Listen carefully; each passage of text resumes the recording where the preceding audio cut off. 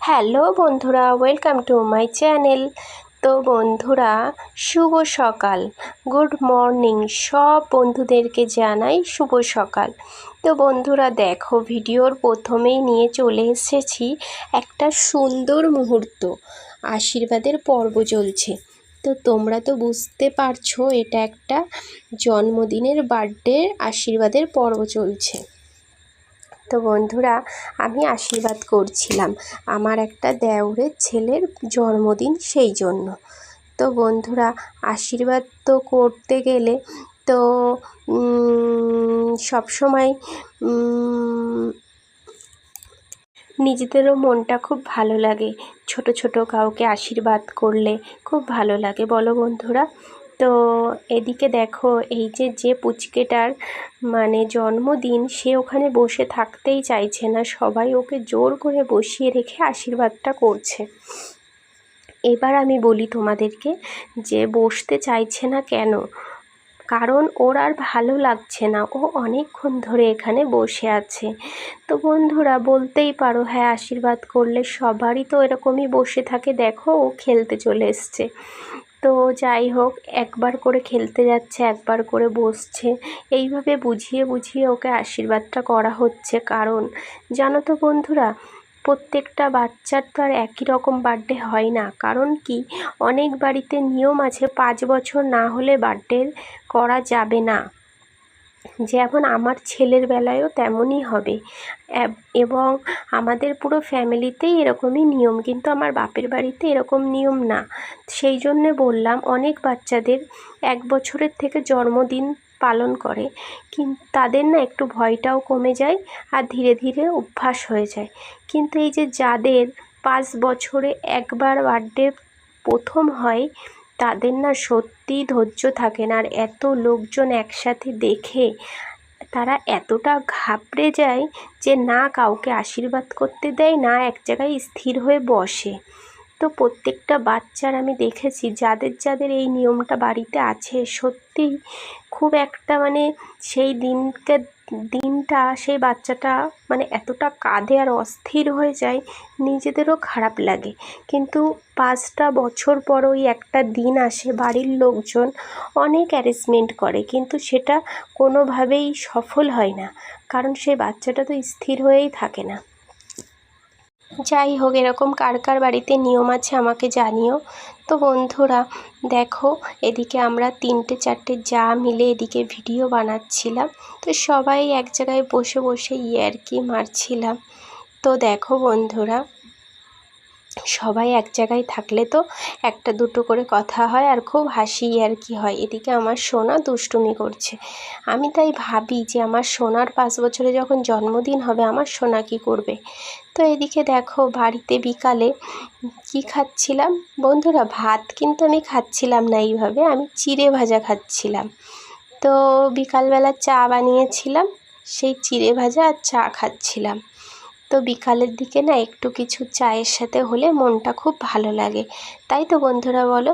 আমরা তো মধ্যবিত্ত মানুষ, চা, মুড়ি, চপ, চিড়ে ভাজা এইসবই খাবো।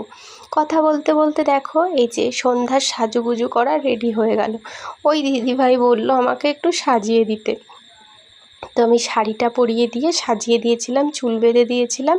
তো বলো বন্ধুরা কেমন হয়েছে? আর এদিকে দেখো, আমি সিম্পলভাবে সেজে নিয়েছি। তো আমারটা কেমন হয়েছে অবশ্যই বলো। কিন্তু তার মধ্যে একটা জিনিস, এই যে গেটটা বাড়িতে সাজিয়েছে, তোমরা ভাবছো একটাও লোক নেই কেন? কারণ বাড়িতে অনুষ্ঠানটা হয়নি, অনুষ্ঠানটা রাত্রে হয়েছে লজে। সেই জন্য আমরা চলে গেছিলাম লজে যাওয়ার পরে দেখো, আমরা কিছুটা ফটোশ্যুট করে নিয়েছি, আমি আর একটা দিদিভাই আর আমার হাজব্যান্ড। কিন্তু তার মধ্যে বন্ধুরা ভীষণ গরম লজের মধ্যে, সেই জন্য না আমার সোনা একটুও থাকছিল না।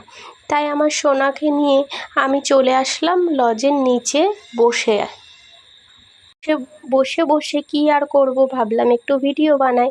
তো একটু টুকটুক টুকটুক করে ভিডিও বানাচ্ছিলাম। তার খেয়াল গেল ওই দূরে একটা মন্দির আছে, আর মন্দির দেখতে পেলাম, মাকে দেখতে পেলাম, আর যাবো না তাই হয়? তো আমি চলে গেলাম মায়ের দর্শনে।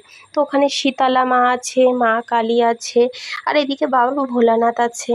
তো আমি একটু একটু করে ভিডিও ক্লিপ তোমাদের সাথে শেয়ার করবো বলে নিয়ে নিলাম।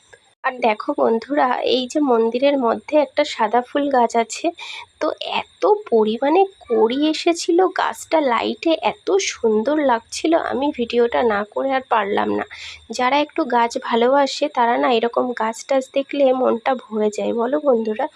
এদিকে দেখো বসে বসে বোর হতে হতে আমার হাজব্যান্ড চলে এসেছিলো। ও এসেছিলো, ওপরে ছিল, ও নিচে যখন আসলো তখন আমি বললাম আমাকে দু একটা ছবি তুলে দাও। তো দেওয়ার পরে দেখো একদম হাত গুটিয়ে বসে আছে, কারণ আমার ছেলে উপরে যাবে না, তো আমরা কি করব, নিচেই বসে আছি। নিচে বসে আমার সোনা তো দেখো ওর কাজ তো ও করছে, ও তো এখানে কার্টুন দেখছে, কিন্তু আমরা তো বোর হয়ে যাচ্ছিলাম। তারপর আমার ভাসুর ওপরে ডাকলো যে খাওয়ার টেবিলে খাবার রেডি হয়ে গেছে। তারপর আমরা উপরে গেলাম, গিয়ে এই যে খাওয়া শুরু হয়ে গেল। এদিকে ভিডিও ক্লিপ তোলা শুরু হয়ে গেল, কারণ দিদিভাইও ভিডিও করে ভিডিও দিতে হবে, আপলোড করতে হবে, তাই এদিকে আমরা খেতে বসে গেলাম বন্ধুরা। রাত তখন বাজে 12:30। রাত 1টার সময় বাড়িতে এসে ঘুমিয়ে পরদিন সকালবেলায় একদম শরীরটা ভালো লাগছিল না বলে একটাও ভিডিও ক্লিপ তুলিনি। তারপর দিন আর যেদিনকে আমি রাত 1টার বাড়িতে এসেছি, তার পরদিন আমার একটা কালী পুজোর নেমন্তন্ন ছিল। আমার শরীরটা ভালো লাগছিল না বলে যেমন আমি ভিডিও ক্লিপ তুলিনি, তেমন আমি নেমন্তন্ন বাড়িতেও যাইনি, কারণ তার পরদিন আমার বোনের স্বাদের অনুষ্ঠান। তো সকাল সকাল এই যে চলে গেছিলাম। তো তোমরা দেখতেই পাচ্ছ যে স্বাদের অনুষ্ঠানে সব কিছু গোছানো রেডি হয়ে গেছে। তো যাই হোক, বোনকে কিন্তু আমি সাজাইনি, ওটা সাজিয়েছিল আমার মাসির বৌমা। আমি তো জাস্ট আলতাটা পরিয়ে দিয়েছিলাম। তো দেখো আমার বোনকে কেমন লাগছে বন্ধুরা। স্বাদের দিনকে সব মেয়েদেরকেই একটু গোলু গোলু লাগে। তো যাই হোক, এখানে ফটো একটু বলল আমাকে ফটো তুলে দে না, তো আমি একটু ফটো তুলে দিচ্ছিলাম, কারণ তখনও এই থালা টালাগুলো সাজিয়ে দিচ্ছিল যে যেটা দিয়ে আশীর্বাদ করবে, যেগুলো খাবে স্বাদে সব, তখন আমি ওকে ফটো তুলে দিচ্ছিলাম। আর এদিকে আমার মা আর ওর একটা বান্ধবী দুজন মিলে খাবারগুলো রেডি করছিল। তো বন্ধুরা দেখো, স্বাদের অনুষ্ঠানে প্রত্যেকটা মেয়ে একটু এক্সাইটেড থাকে, সব কিছু একটু সুন্দর সুন্দর। আর দেখো এই যে ফটো তোলার আইডিয়াটা কিন্তু আমার ছিল, কেমন লাগছিল অবশ্যই কমেন্ট করো। তারপর এদিকে আশীর্বাদের পর্ব শুরু হয়ে গেল। তো ফার্স্টে আমার মাসি আশীর্বাদ করছিল। তো দেখো মাসির পায়ে একটু ব্যথা ছিল বলে বসে বসে করতে পারেনি, দাঁড়িয়ে দাঁড়িয়ে আশীর্বাদটা সেরে দিয়েছিল। তারপর আমার মা আশীর্বাদ করছিল।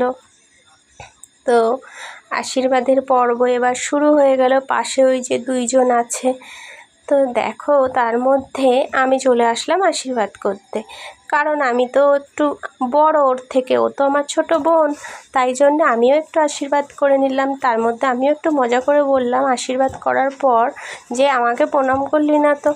তা ও আবার প্রণাম করতে গেছিলো, তা আমি বললাম না না, আমি ইয়ার্কি মারছি। তো যাই হোক, এইভাবে ইয়ার্কি মেরে মজা করে আনন্দ করে দিনটাও কেটে গেল।